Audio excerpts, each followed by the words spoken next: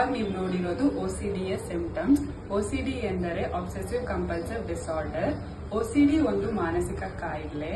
The person with OCD will have a cycle of obsession and compulsion. Obsession ಅಂದರೆ unwanted thoughts, ಬೇಡದೇ ಇರೋ ಯೋಚನೆ, ಬೇಡದೇ ಇರೋ ಫಿಯರ್, ಬೇಡದೇ ಇರೋ ಇಮೇಜ್ ಫಾರ್ಮ್ ಆಗುತ್ತೆ. ಇದರಿಂದ ಅವ್ರ daily life style, work, education, relationship ಎಲ್ಲ ಚೇಂಜ್ ಆಗುತ್ತೆ.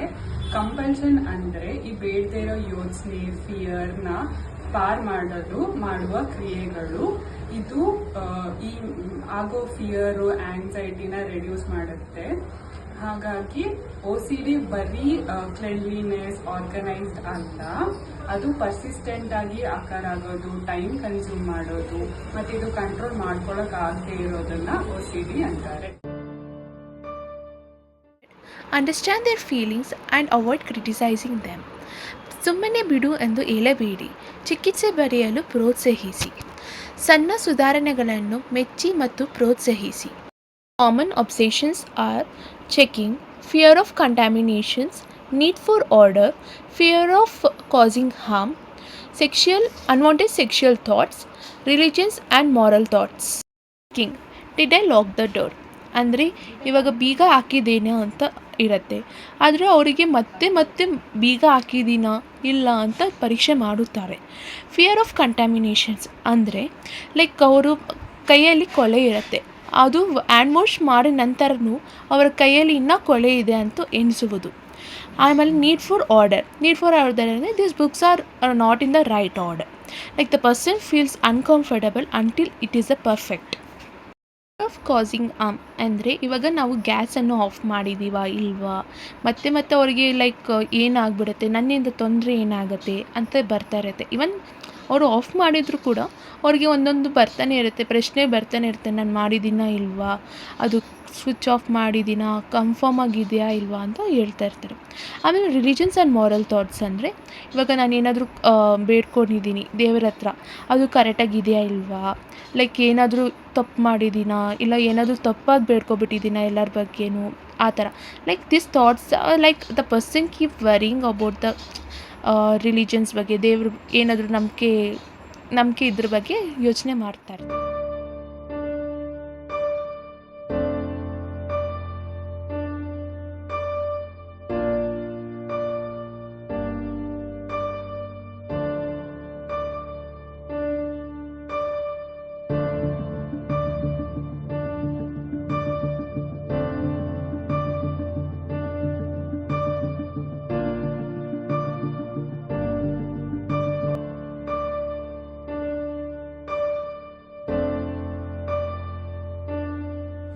As we saw in the first scene, where a person locks the door and checks again and again repeatedly where they feel if they have locked the door properly or not.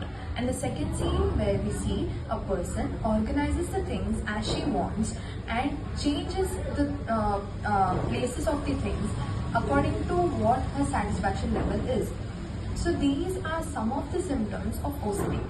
ಇನ್ನು ಬೇರೆ OCDಯ ಸಿಂಪ್ಟಮ್ಸ್ಗಳು, ನಾವು ಕೈ ತೊಳ್ಕೊಳ್ಳೋದು, ಜಾಸ್ತಿ repeated ಆಗಿ ಕೈ ತೊಳ್ಕೊಳ್ಳೋದು. ಯಾಕೆಂದರೆ ನಮಗೆ ಜಾಸ್ತಿ ಕೈಯಲ್ಲಿ ಕೊಳಕಿದೆ ಅಂತ ಅನಿಸೋದು, ಅದರಿಂದ ನಾವು ಜಾಸ್ತಿ ಕೈ ತೊಳ್ಕೊಳ್ಳೋ ಹಾಗೆ ಮಾಡೋದು. ಬೇರೆ ಏನಾದರೂ ನಾವು ಪರ್ಚೇಸ್ ಮಾಡೋ ಆಗಲಿ, ಅದರಿಂದ ನಾವು ಜಾಸ್ತಿ ಎಣಿಸೋದಾಗಲಿ, ಇಂಥದ್ದೆಲ್ಲ OCDಯ ಸಿಂಪ್ಟಮ್ಸ್ಗಳು. Causes of OCD are genetic factors and environmental factors like stressful life events and traumatic events, and psychological factors such as anxiety and fear of the person might cause OCD.